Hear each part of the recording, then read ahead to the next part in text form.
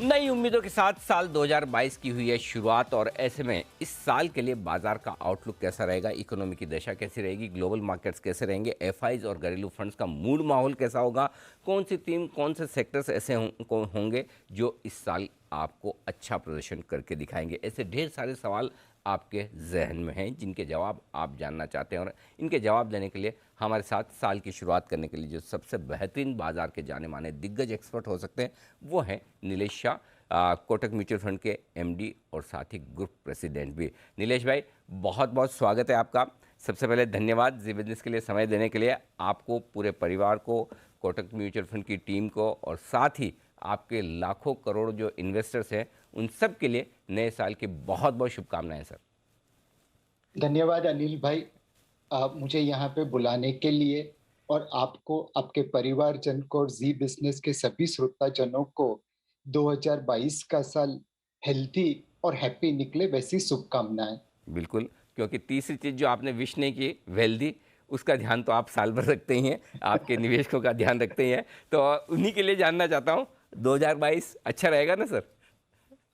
हाँ अनिल जी, मेरे हिसाब से 2022 का साल अच्छा रहेगा ऐसा लगता है।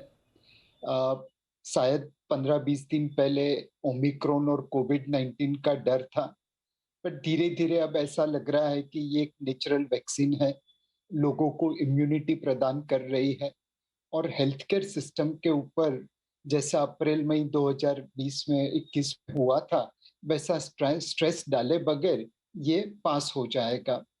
दूसरा, जो दिसंबर त्रिमाही के क्वार्टरली रिजल्ट्स है, वो भी मार्केट के अंदाज के अनुसार आएंगे वैसा लगता है और मैनेजमेंट की गाइडेंस आने वाले साल के लिए बढ़िया रहेगी, अच्छी रहेगी ऐसा लगता है। तीसरा, एफपीआई का जो सेलिंग था पिछले 2-3 महीनों से, कुछ हद तक long China short India trade हो रहा था बिकॉज़ हमने बाकी लोगों के सामने बहुत अच्छा परफॉर्मेंस दिया था, वह भी धीरे-धीरे अब कम होता दिख रहा है। साल के अंत में कुछ दिनों उन्होंने खरीदारी भी की है एंड फाइनली मार्केट बजट के लिए आशा से देख रहा है। पिछले साल के बजट ने एक हीलिंग टच दिया था इकोनॉमी को।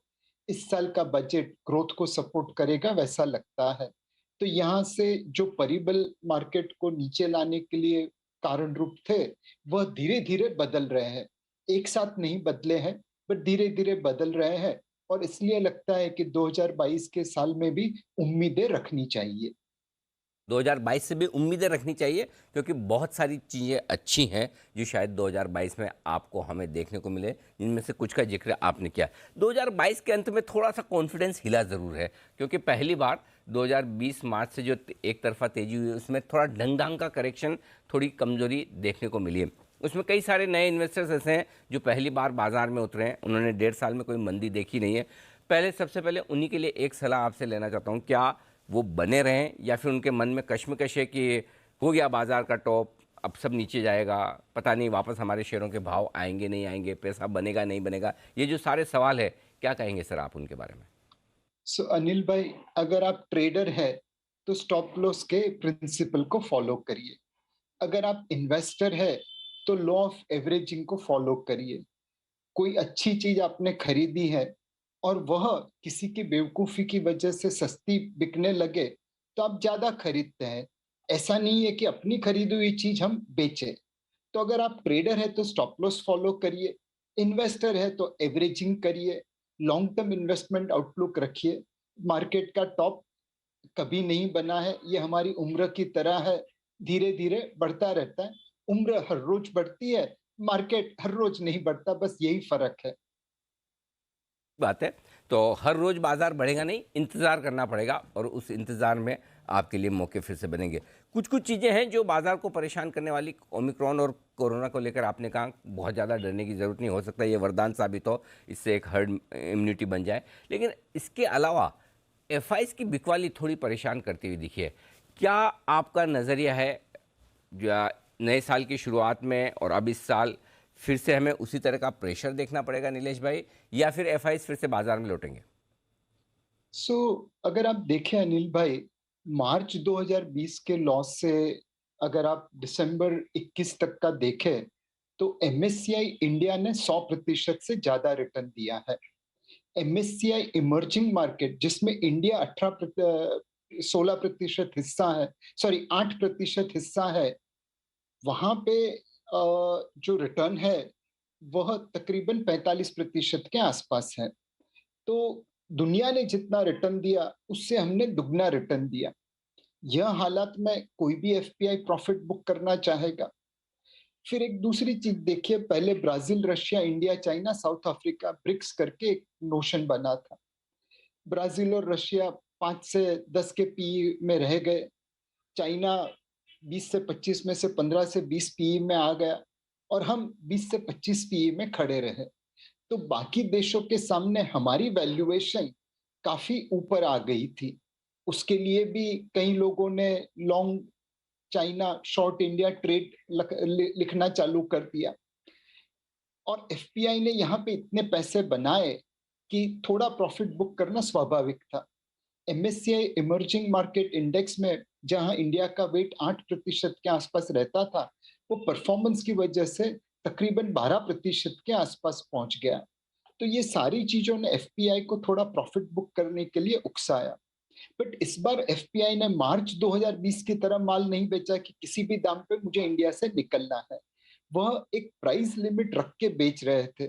17,500 से ऊपर वाले निफ्टी में उनकी सेलिंग थोड़ी ज्यादा तेजी से बनती थी, पर जैसे भाव नीचे आ जाते थे, सेलिंग में अपने आप कटौती होती थी। तो मुझे लगता है कि अब एफपीआई यहाँ पे लॉन्ग टर्म के लिए डेफिनेटली निवेश करना चाहेंगे। शॉर्ट टर्म में टेक्निकली कोई दूसरी मार्केट उन्हें अच्छी लगे तो थोड़ा प्रॉफिट बुक यहाँ से करेंगे। लेकिन इनके सामने डोमेस्टिक इन्वेस्टर्स का बेस अभी काफी अच्छा बन गया है। आपने देख आज पढ़ा होगा कि म्यूचुअल फंड्स में एसआईपी के जरिए 1 लाख करोड़ से ज्यादा पैसा सिर्फ 2021 के 11 महीनों में आया है।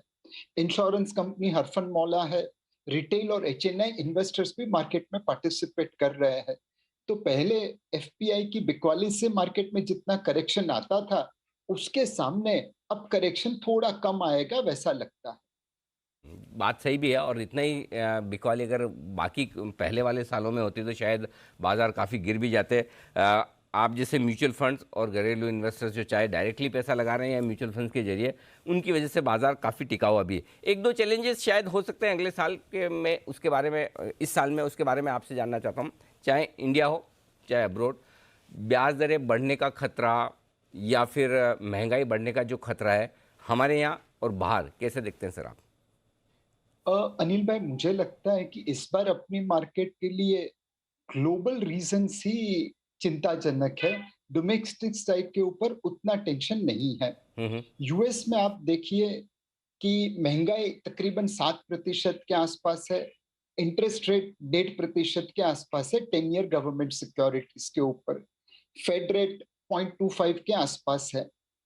अब वहां पे फेड बोलता है कि हम 3 रेट हाइक करेंगे कैलेंडर ईयर 2022 में और 3 से 4 रेट हाइक करेंगे कैलेंडर ईयर 2023 में।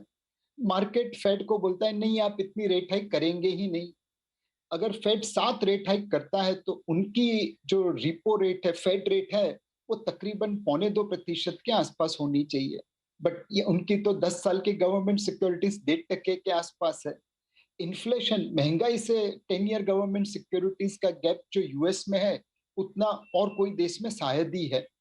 उसके सामने आप भारत को देखिए, रिपो रेट हमारी 4% है, महंगाई तकरीबन 5.5 पौने 6% है और 10 ईयर गवर्नमेंट सिक्योरिटीज ऑलरेडी 6.5% पे है। तो फेड अगर वहां पे ज्यादा एग्रेसिवली रेट हाइक करे और उसकी वजह से एफपीआई की प्रॉफिट बुकिंग इंडिया में चालू रहे, तो हमारी मार्केट में एक करेक्शन आ सकता है, जैसे 2013 में टेपर टेंट्रम की तरफ हुआ था। बट 2013 में जिन्होंने माल बेचा यूएस के कारणों की वजह से उनको नुकसान हुआ, जिन्होंने उस मंदी में माल खरीदा उनको ज्यादा पैसा बना। तो 2022 में उस एक्सपीरियंस को लोग याद रखेंगे और 2013 के सामने टेपर टेंट्रम की इफेक्ट 2022 में कम रहेगी वैसा लगता है। तो कम से कम अगर थोड़ी कमज़ोरी हुई, डर रहा, तो भी ग्लोबल वजह से हमारे अपने मार्केट्स, हमारे अपने फंडामेंटल्स काफ़ी मजबूत है। जो बड़ी इवेंट सामने है बजट को लेकर, क्या लगता है आपको कि बजट एक बढ़िया डायरेक्शन दे पाएगा मार्केट को और वहाँ से और तेज़ी बननी चाहिए? डेफिनेटली मेरे हिसाब से इस बजट को प्रो ग्रोथ सपोर्ट देना पड़ेगा और उसमें एक हाउसिंग इंडस्ट्री है जिसकी मल्टीप्लायर इफेक्ट होती है। उसमें इम्पोर्ट डिपेंडेंसी बहुत ही कम है। जो सारे मटेरियल यूज होते हैं वो लोकली होते हैं। तो अगर हम हाउसिंग क्षेत्र को फायदा कराए, थोड़ी बेनिफिट दे दे, थोड़े इंसेंटिव दे दे, तो उसकी मल्टीप्लायर इफेक्ट इकोनॉमिक ग्रोथ में दिखेगी।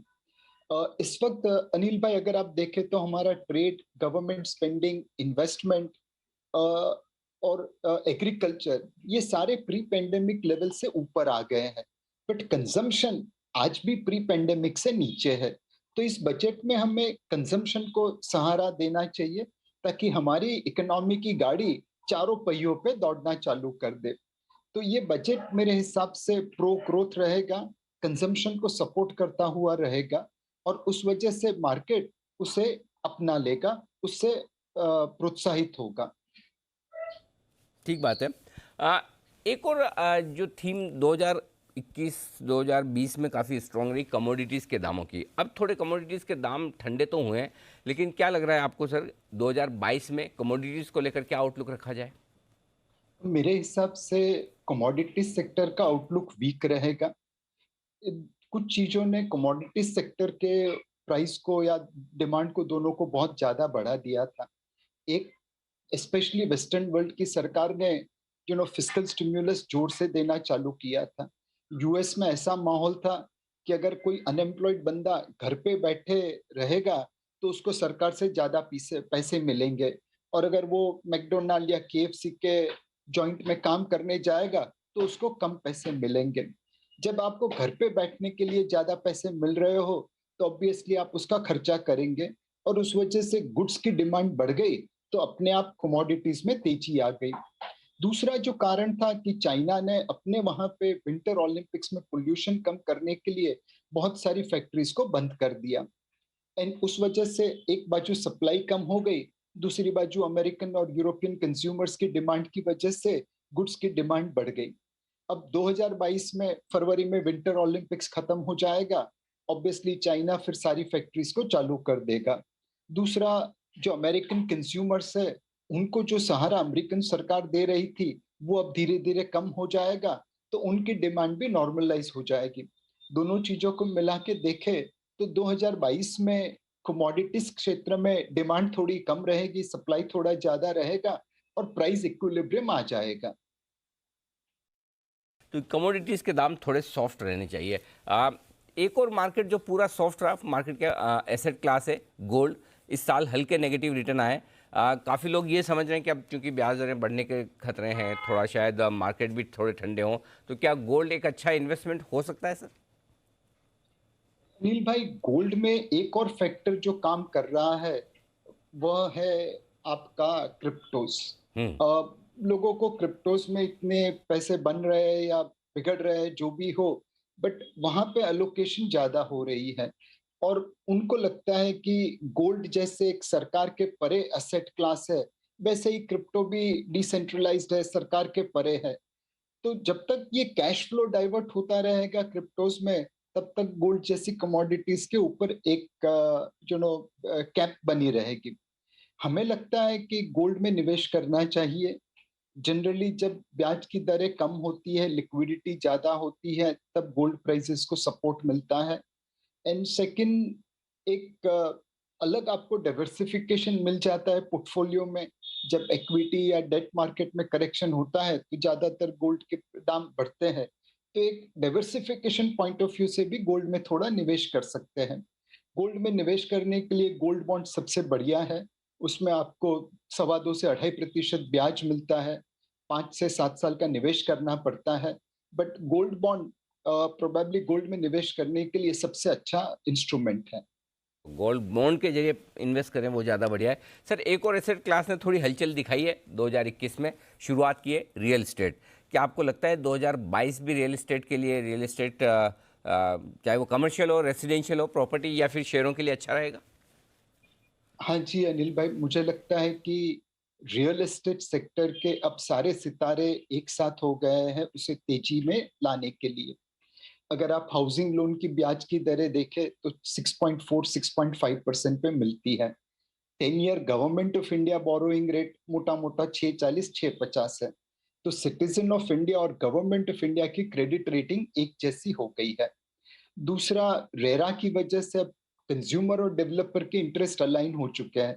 पहले डेवलपर कंज्यूमर को फुटबॉल की तरह किक मारता रहता था, अब वो डर नहीं है। तीसरा, अगर आप देखें तो वर्क फ्रॉम होम में हर किसी को बड़े घर की तलाश है। और चौथा, हाउस प्राइसेस पिछले 5-7 साल से ज्यादातर भारत में नीचे गिरे हैं या सेम रहे हैं, तो अफोर्डेबिलिटी भी लोगों की बढ़ी है। तो हमें लगता है कि ये सारे सितारे एक साथ आके रियल एस्टेट, हाउसिंग और कंस्ट्रक्शन इस क्षेत्र में तेजी ला सकते हैं।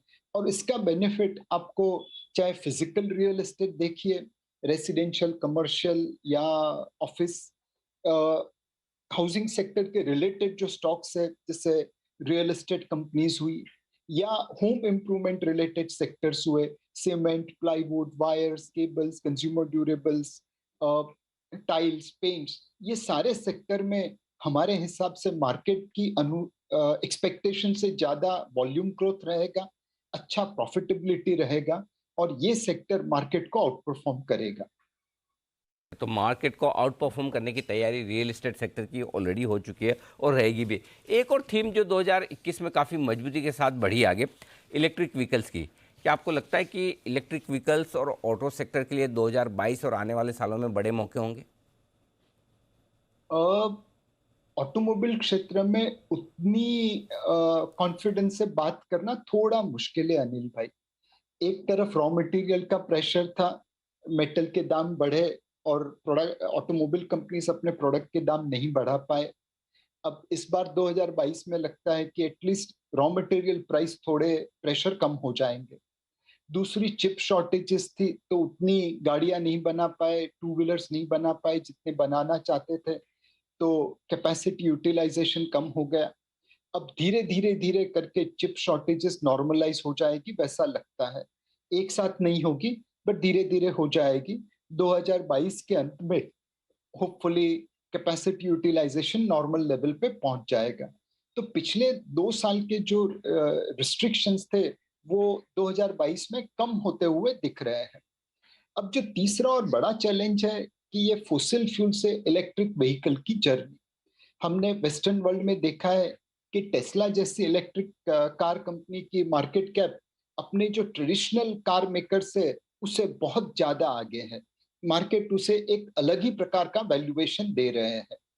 अब यहाँ पे भारत में भी क्या ऐसा माहौल बनेगा जहाँ पे ईवी कंपनीज की वैल्यूएशन ट्रेडिशनल कंपनी से बहुत ज्यादा होगी, या उल्टा होगा कि लोग ट्रेडिशनल कंपनीज पे फोकस करेंगे? क्या ट्रेडिशनल कंपनी ये ट्रांजिशन कर पाएगी कि वो फोसिल फ्यूल से इलेक्ट्रिक व्हीकल में पहुंच जाए? ये जो वेरिएबल है उसके ऊपर अनिल भाई उतना कॉन्फिडेंस नहीं है। एक, कंपनीज ने अपनी इलेक्ट्रिक व्हीकल पॉलिसी के बारे में ज्यादा डिस्क्लोजर नहीं किया है। जो सुनाई देता है उसमें लगता है कि हर कंपनी लगी हुई है, बट कितना कर पाएगी वो पता नहीं है। तो ऑटोमोबाइल क्षेत्र में मेरे हिसाब से आपको अक्यूमुलेशन करना पड़ेगा विद अ क्लियर अंडरस्टैंडिंग कि कुछ समय के लिए ये सेक्टर अंडर परफॉर्म करेगा। और अगर आप रिसर्च करके ऐसी कंपनी में निवेश कर सके जो इलेक्ट्रिक व्हीकल में अपने कॉम्पिटिटर से आगे है, तो मेरे हिसाब से वो विनर बनेगा। आईपीओस, ये साल बड़ा एक्शन वाला रहा आईपीओस को लेकर। कई नए ज़माने की कंपनियां, ई कॉमर्स वाली, न्यू एज टेक्नोलॉजी वाली कंपनियां लिस्ट हुई। रिस्पॉन्स बड़ा था, साल के अंत जाते जाते थोड़ा थोड़े ठंडे भी हुए। आईपीओस में क्या आपको लग रहा है कि यूफोरिया बनने के संकेत हैं और ज़्यादा सावधानी रखने की ज़रूरत है? और 2022 में भी ढेर सारे आईपीओ लाइंड अप हैं, कैसे देख रहे हैं सर आप?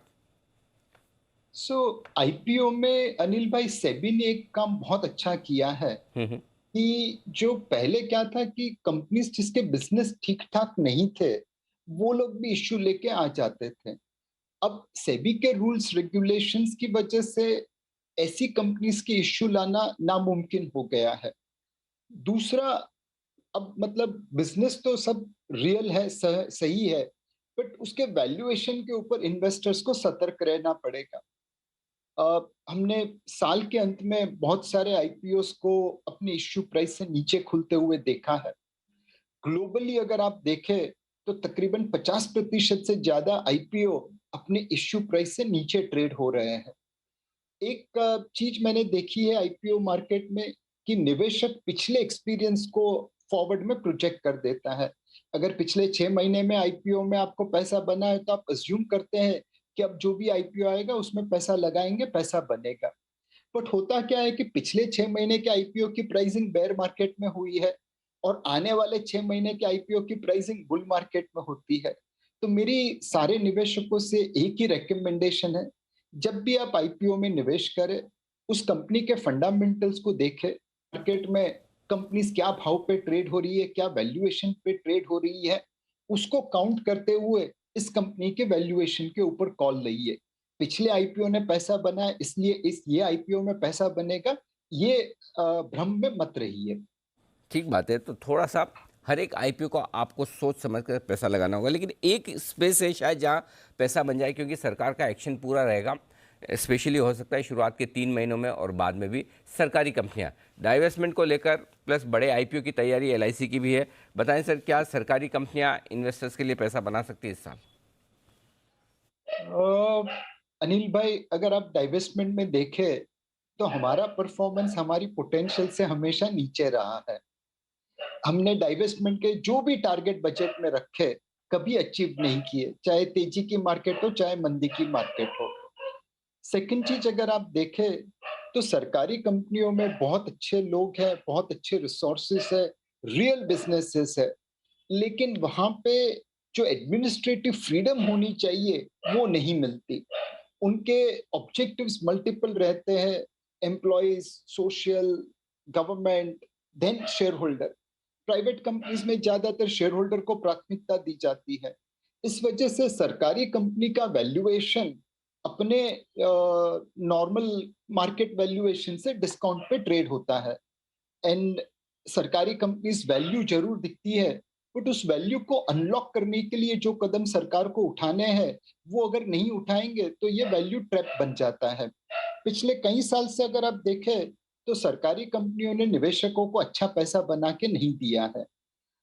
हमारे हिसाब से आप जब सरकारी कंपनियों में निवेश करें तो एक एक कंपनी के फंडामेंटल्स को देखिए एंड वो क्यों यहाँ से आउट परफॉर्म करेंगे उसके ऊपर फोकस करिए। सारी सरकारी कंपनीज को एक साथ चलाने का मतलब नहीं बनेगा, उसमें एक क्षेत्र बना के निवेश करने का मतलब नहीं बनेगा। हर कंपनीज इंडिविजुअली आपको देखनी पड़ेगी। सरकारी कंपनियों में स्टॉक स्पेसिफिक अप्रोच रखना आपके लिए ज़्यादा ठीक होगा, लेकिन ओवरऑल बाजार में आपके लिए 2022 भी अच्छा साबित होगा। सोच समझकर लंबे अवधि के लिए निवेश करना, ये रहेगी आपके लिए सही रणनीति। नीलेश भाई, बहुत बहुत धन्यवाद आपका इसी बिजनेस से बातचीत करने के लिए, हमारे लिए समय देने के लिए, और एक बार फिर से आप सबको नए साल की बहुत बहुत शुभकामनाएं सर। धन्यवाद अनिल भाई। Thank you sir. तो ये थे नीलेश शाह साहब, जो बताते हुए बाजार के 2022 के डायरेक्शन और आउटलुक के बारे में। इस खास शो में इतना ही, मुझे दीजिए इजाज़त। नमस्कार।